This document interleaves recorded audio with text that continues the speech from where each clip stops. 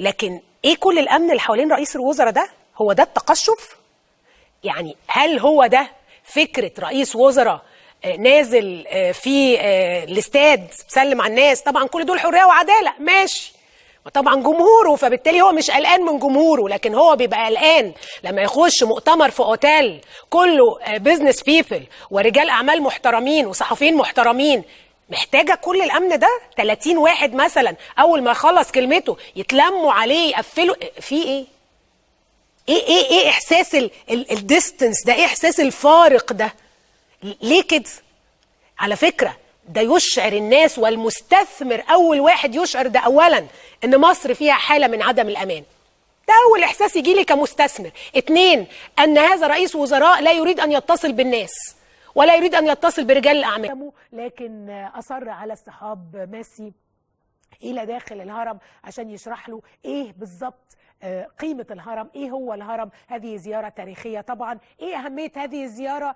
هذه الزيارة اهميتها الصورة دي بصراحة، يعني اهم حاجة في الزيارة دي هي الصورة دي، هي ان احنا نقول ان مصر آمنة، ان تعالوا الى مصر.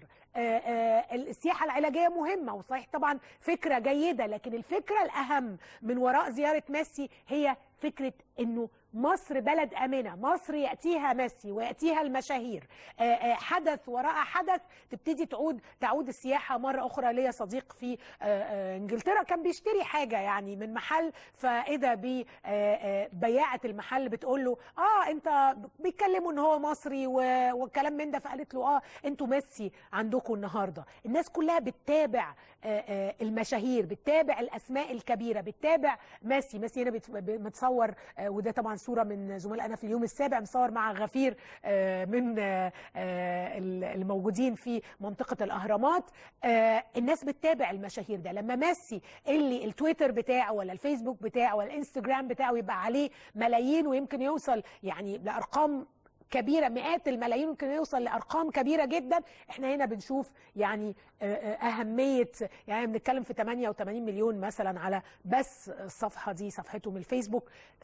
فاحنا الحقيقة يعني هو ده اللي بيجذب الانتباه لمصر، ونتمنى تكرار مثل هذه الأحداث لأنها مهمة جدا بالنسبة لمصر.